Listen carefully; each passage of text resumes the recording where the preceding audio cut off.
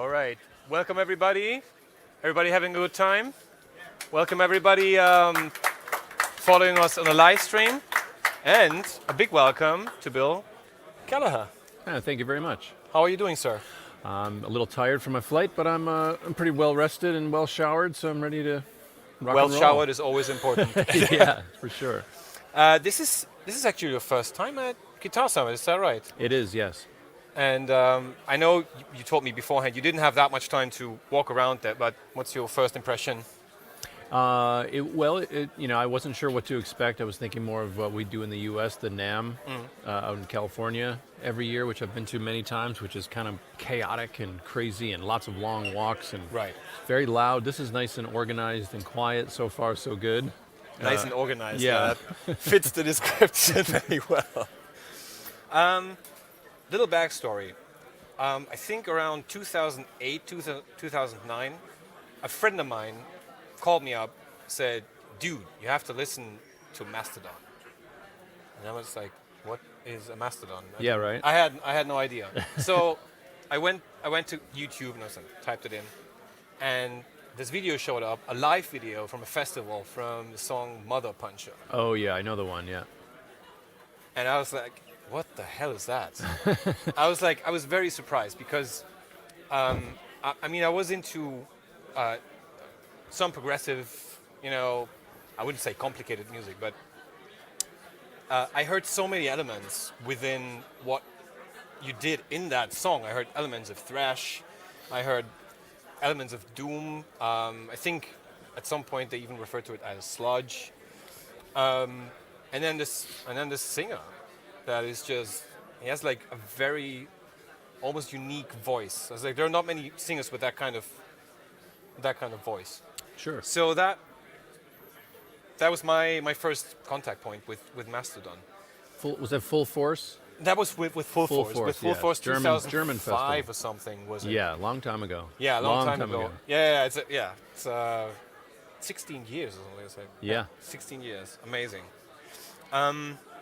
So, and then taking a step back, what are some of your early influences when you started playing guitar? What were some of the guys that inspired you? Maybe you heard something, you were like, oh, I want to do something like that. I want to explore that. Well, like every young guitarist growing up in the 80s in the United States, Eddie Van Halen was everybody's hero, Eddie was of course. big, obviously. Yeah. Eddie was huge. But I could never play like him. Okay. You know what I mean? I was just like, I was the last of about 6 or 7 of my really close friends to pick up a guitar. They all had guitars years before me, and everybody was doing the double tapping and Yeah, right. finger tapping and all this stuff. And I just sat back in amazement, like, oh my God, this is incredible. I was so excited about learning to play guitar, but I was also very afraid, So Okay. because I saw these guys as they're rock stars, Right. they were born that way. Yeah. They weren't a regular kid like me. So you felt kind of intimidated in a way? Oh, for sure, or- yeah. Okay. I don't even know if intimidated is a word, but I just felt like it was unattainable.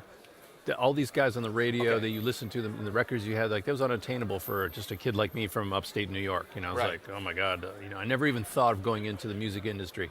Okay. So it was, for me, there was a big turning point. I had a lot of idols, and I still do. I loved Led Zeppelin a lot. Right. The Beatles were early, because I started playing at 14, 15. My dad he owned a hi-fi stereo shop, and he was always bringing home music. The Edge from U2. Oh. Because back in the 80s, he was interesting. a weird guitar player. Yeah, he was. He was very strange. Kind of unique to that time. Yeah, it's true. For sure. So it all kind of culminated there. Alex Lifeson, I loved Rush. Oh, yeah. Rush still is. An incredible band. Yeah, amazing. So all these guys were kind of at the top tier of my heroes. And then as I got older, I accidentally discovered punk rock. Accidentally. One of my doodly friends who played Van Halen a lot, he found this tape of the Dead Kennedys, and he was like, oh my God, you got to hear this. This is the worst music ever. It's terrible. And I also liked surf music a lot, like Link Ray, The Ventures, the Beach Boys. Because it was just really unique. It had this like fun element, guitar playing to it. It was very stripped down and simple. You know, they had like kind of bluesy type. Jimi Right. Hendrix, of course, was a huge hero. But when I heard the Dead Kennedys, it reminded me of like the Ventures, the Beach Boys, real stripped down guitar playing, very unique kind of stuff. And I loved it. I thought it was incredible. So that took Right. me down a rabbit hole. This is in the 80s, so there wasn't any internet, no cell phones. No, nothing like that. Everything's word of mouth. And I grew up in a little tiny town in western New York Right. called outside of Rochester, New York, which is where Kodak is from. It's on Lake Ontario. It's very, very, very cold. And it's a very small town. So it was like there was no punk rock anywhere. No one knew what that was. So when I started investigating and going to record stores and finding these dirty, hidden little record stores and going in there and finding like little in the corners, finding like the Ramones. Right. The Ramones came through Rochester a lot because they were from New York, Right. New York City. And I discovered the Ramones. And when I discovered Johnny Ramone, he was playing one chord Yeah. and he was writing hundreds and hundreds of great songs. Fast, punchy, catchy. And they did a lot of, they did Surf and Bird. They covered, they did a lot of cover songs of old, bands from the 60s, 50s and 60s, like kind of mom and pop kind of stuff. This is this kind of happy, kind of sounding, cheerful, like the Beach Boys or Yeah. something like surf guitar. Like it always made me think of the beach, and I was very far from the beach. Oh. And it made me think of California girls and stuff. It was just very intriguing. So when I realized that it's not about all this, it's more about songwriting. These guys taking one chord, a bar chord, power chord, whatever. I can play that, Yeah. and it just changed my whole dynamic of my playing. My friends and I went that way, and I Right. started a band immediately, and I just kind of took off playing because I just learned along the way. I never took any guitar lessons. I was just, I was rogue. I was on my own. It is super interesting because, on one hand, you said that it's like you like the simple approach to some of the songwriting of the artists you mentioned. Yet, in the band you play, there's some tricky and complicated stuff going on. Mm-hmm. So, what kind of influences do you have inside the band? We now hear your influences, but is it like, do the other guys have similar influences, or is it different, and then it comes together at some point? Well, we're four totally unique individuals in this band, and everyone is a leader in their own way, you know what I mean? Like songwriting, directions for the band, ideas for the band, a look for the band, like all that kind of stuff. Like everybody has their own vision, I think, and luckily we're all able to put that under one roof, Right. and get along and kind of showcase everybody's unique influence and contributions to the band. Right.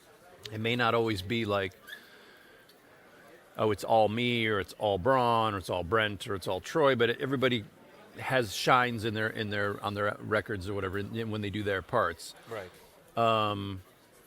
So I know Braun's very heavily influenced by early Genesis, all the way like Genesis to Bjork, to like Wow. to King Diamond. You know what I mean? Like he loves all things in between, and so do I. But I'm more of like, I grew up on Rush and King Crimson and the Beatles, and then all the punk rock stuff, Black Right. Flag. I love that because I could play stuff like that. Yeah. It was sloppy enough. It was raw in a way. It was raw and not sloppy, but like not perfect, and I Yeah. liked that about it. When I was a kid, and all my metal guy friends, I started getting into Metallica, Yeah. and James Hetfield was a hero of mine because I was like, I'm getting good enough where I can play like that guy, and I would just take. When I first met him, I said, "Thank you for teaching me how to play guitar," and Yeah. he was like, "What are you talking about?" I'm like, "You know what I'm talking about. I used to buy your records." and I would bring them home, and I would learn every single Yeah, would song you play on along? the record, and I would play along to it. And I would learn everything from you, and that's how I learned all the rhythm stuff because I couldn't play all the solo stuff. I was like, I want. It's about songwriting to me, and it's about rhythm. It's about the one of the heaviest right hand guitar players Yeah. there is. I mean, he is. He's accurate. He's Yeah, very. he's And extremely I've always accurate, and he means it. You know. exactly. There's no faking with him, you know. And for No. me, I always wanted to emulate him, and so I had to buy a Gibson Explorer. I had to have a Marshall amp or a Mesa Boogie amp, and everything that he had. I want to sound like that guy, you know. But then when I would listen to stuff like Iron Maiden and Judas Priest, I didn't like it quite as much. I wasn't as thrilled about the singing. Was a little much for singing. me, and Singing it takes was a very big part, yeah. operatic, like you're going to a theater, or it was very like with all the themes and the creatures and the exactly. artwork and the tight pants and that's really what threw me. I was like, because I'm this grungy kid, like punk rock kid, pierced ears and a weird haircut and ripped up torn jeans, and I looked more like the Metallica guys. Like, oh, those guys look like me. These Yeah. guys in Iron Maiden, they look like they're out of Dungeons and Dragons or something. Which that's their shtick, and It's fine. They're now I love Iron Maiden. They're fucking incredible. And they're great. Now I know them and I've toured with them, and it's a whole nother story now. But being a young impressionable kid, I was like, I'm gonna go for the more dirty, grungy guys to be my heroes than that. It was too perfect for me. It was just everything, every note. It just didn't sound like it could be really harnessed in a live situation. I was. Right. I like the grungier, not so perfect stuff. That almost what you just said almost answers my next question, because I was about to ask you about your if you have a practice routine, but it sounds like you are more the type that likes to play and compose Yeah, rather than practice stuff. I was never the guy. All my friends would sit down and they would just sit there playing the same scales over and over and over, and I never learned any scales. Okay. I just I learned that same. I learned that one chord, and I was like, I'm starting a band. And I was at 15, my friends were still learning, sitting in their rooms all day and all night. And you're just playing. And I was just out there. I started playing gigs. I started a talent show at my school, and I was just playing cover songs, Ramones songs, Dead Kennedys, Black Flag, Circle Jerks, like stuff Right. like that. And that just led me to start writing. And when you're that hungry for something, I learned very quickly. And pretty soon I was kind of like, oh, I'm much better than this like punk rock stuff now. Like I'm growing and maturing as a guitar player. So then I moved on to like the Metallicas, and when Metallica was, the Slayers, Metallica, they were up at the top of the list. Yeah. I wanted to play as fast as Kerry King and Jeff Hanneman, and it was such a period in my life that was so impressionable. I was just like, oh, Slayer, you know what I mean? Like all of us. And it was captivating, So, but then grunge came along, and I was just like, wow, this is a perfect mixture of punk rock and metal in this new thing where it's like garage rock, but it's, the Melvins, like still to this day. And I'm very good friends with Buzz Osborne, who's one of my he's up amazing. there. Incredible songwriting machine. And he'll admit that. He's like, I'm a songwriting machine. Like, yeah, riff writing, he's great. And I want to be revered like that guy someday, because he's never had to sacrifice what he wants to do. He lives by his rules, and he just does it, yeah. he just does what comes to mind. And that's kind of like how I've always wanted Mastodon to be, because we kind of do. We have so many different influences. There's never like, oh, we can't play that. It's too country, or that's too metal, or that's too pop, or whatever. We have songs that kind of they kind of wander into some of those areas sometimes, and it's okay. I think it's good. Yeah, that's the word that people most associate with Mastodon is boldness. Bold, yeah. Boldness, because you just do, and you see where it leads you, and people like it, and people like it when you go somewhere else instead of doing the predictable thing. Exactly. You never want to be predictable. I mean, the predictable thing is to be unpredictable. Yeah. It's like that for me, it's like every time we do a new record, I mean, we're very picky about riffs and stuff like that. It's like, it sounds a little too much like the same pattern in that other song from 20 years ago. It's like, yeah, but who cares, you know? But we do, you know. We're like, because I hear a lot of bands these days. I'm like, that's just the same riff as their other record, like back there. I mean, look at like, you know, AC/DC. They made even the Ramones and AC/DC, Slayer. They made a Motorhead. They have their shtick. They have their thing. They have their 4 parts to every song, and they're very similar. You can take almost any song and chop it into the next one because it's true. they kind of do the same speed, momentum. They're all great. They're really good at what they do. But once you get that niche, it's like that's your thing. But for us, I'm always trying to think outside. Like, what kind of right angle can I throw in there that's gonna be not expected? And just be like, oh man, where'd they go? They went to this really cool place, and that's how you keep the band exciting and new and you know.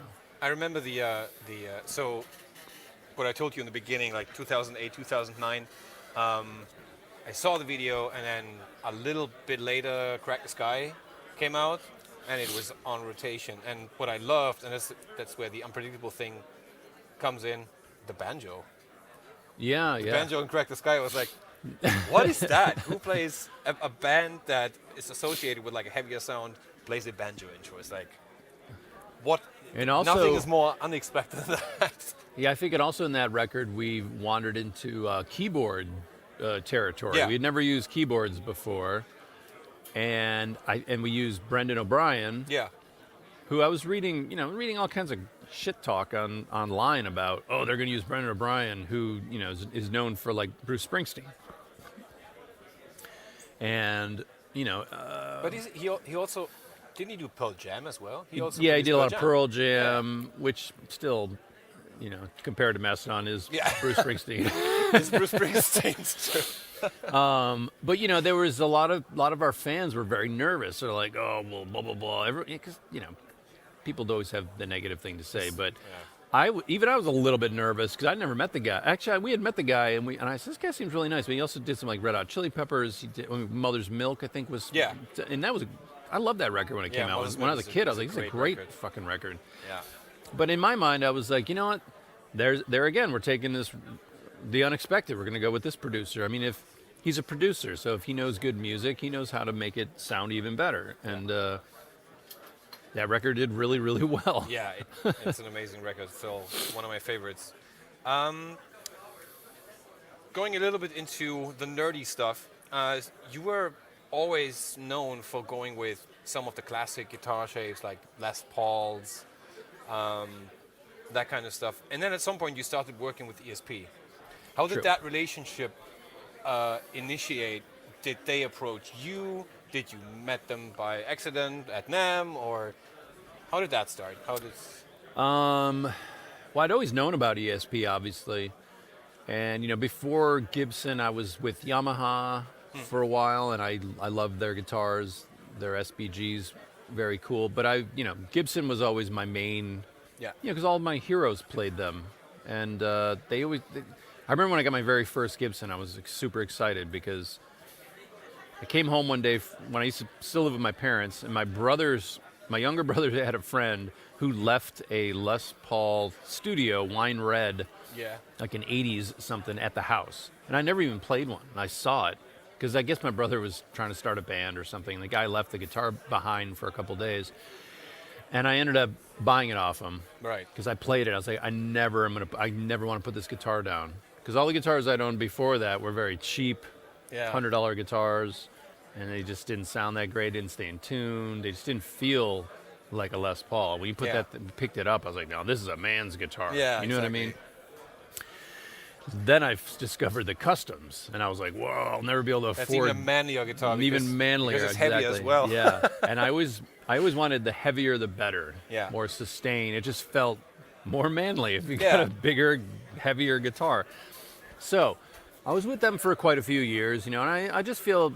And I'm not going to talk any crap about Gibson because they're just they're like one of the top companies. They made great guitars like in the 70s and 80s, even in the 90s. But I just feel like it was just time for me to move on from there because I think they had some internal things that were going on and some people moving around in high places, and Yeah. they didn't want to renew my contract. I was like, it's mutual, it's fine. And I knew that ESP was always kind of waiting in the wings Oh, because they had sent me guitars before. But the hardest thing for me I'm very much into aesthetics, Yeah.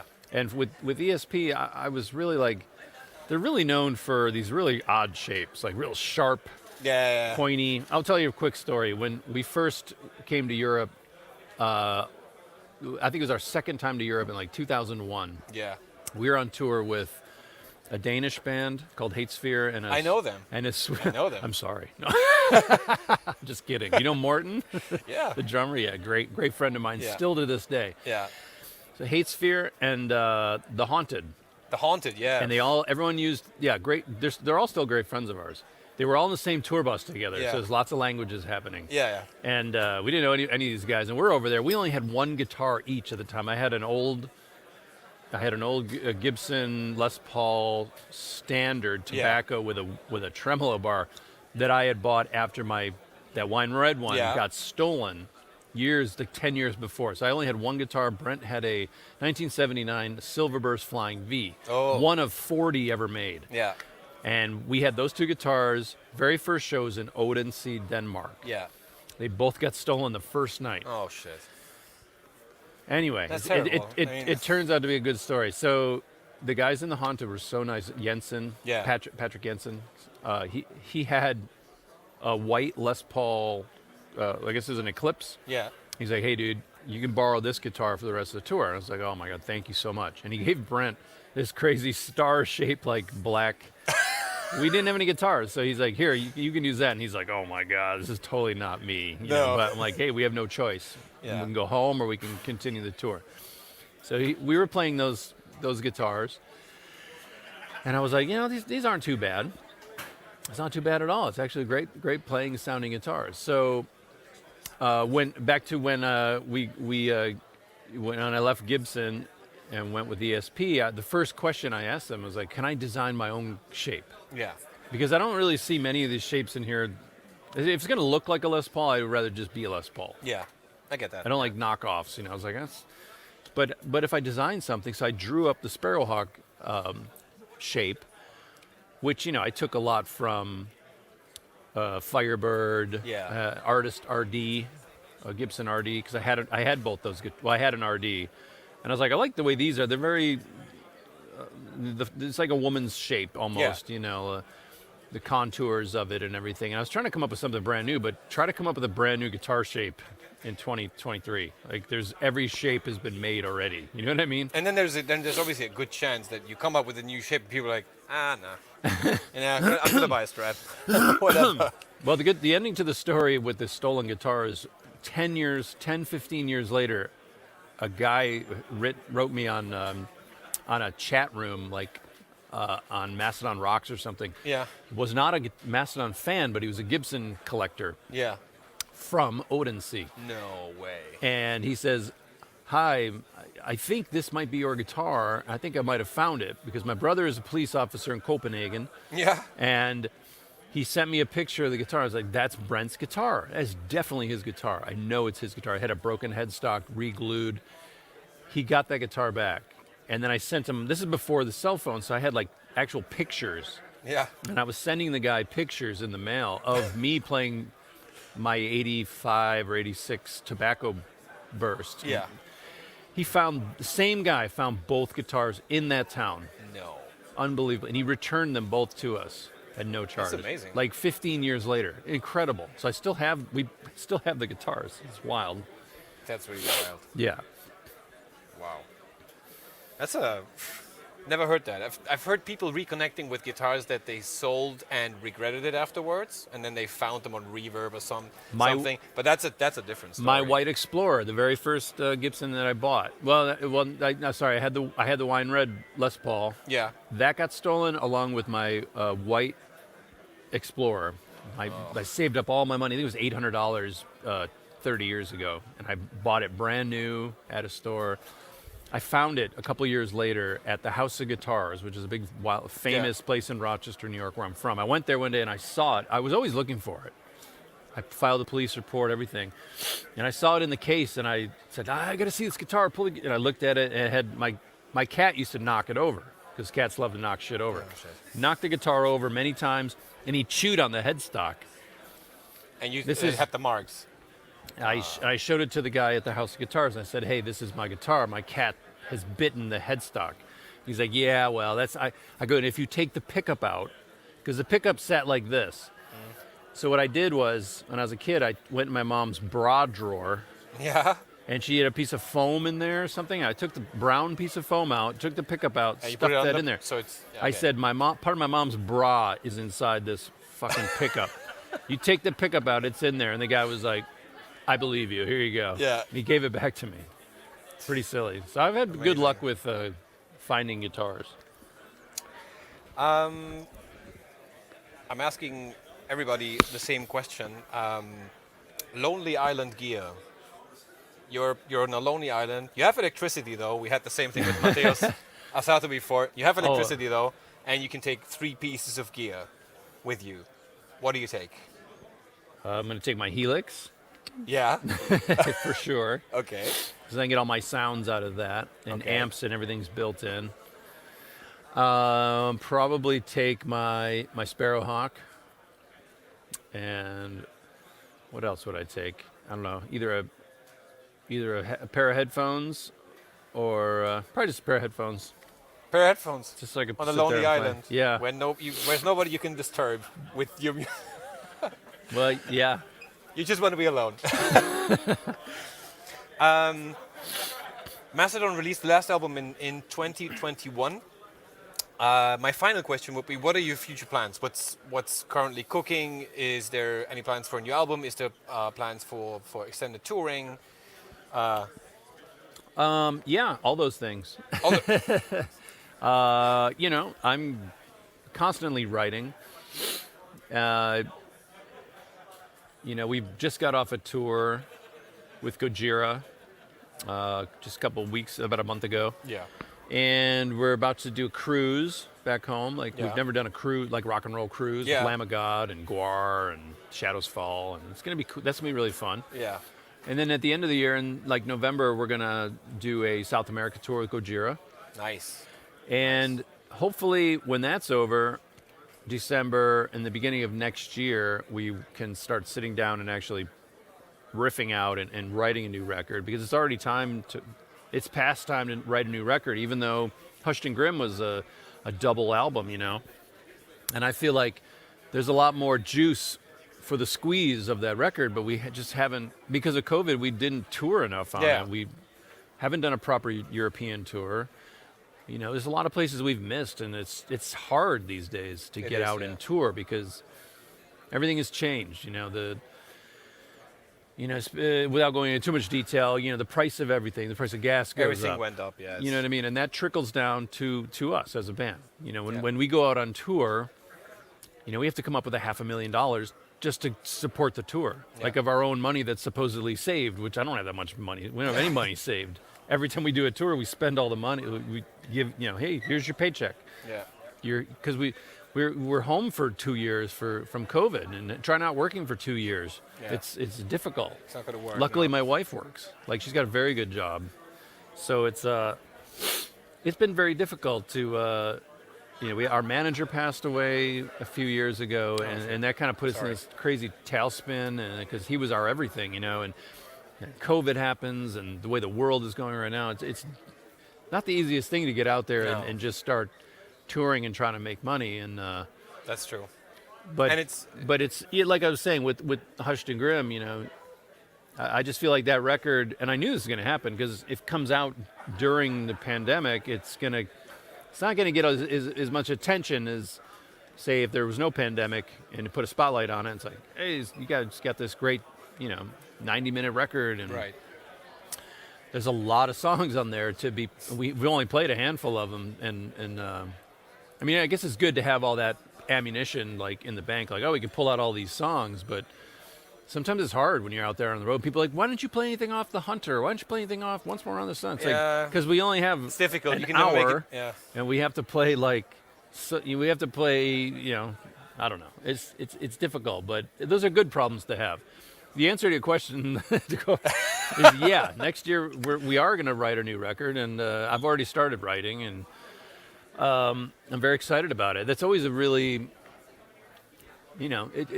it's a nice time. It's just, I guess what I'm getting at is like, it's already time to write a new record and take time off when my wife's like, you need to get out there and work. Right. You guys haven't worked in the past like three years. You've only done a month a year. It's like not a lot of time out there. But I'm like, yeah, well, the world is upside down and the gas prices are crazy and everybody's on tour trying to make back their money from the lost wages. And it's a mess. Yeah. But I'm not going to let it stop me from writing the next right turn record, That's good to know. That's very good to know. Bill, thank you very much for taking the time. And I hope you enjoy Guitar Summit. And looking forward to the Thanks, Frank. performances. Nice talking to you. Thank you very much. Nice talking to you. Thank you, guys.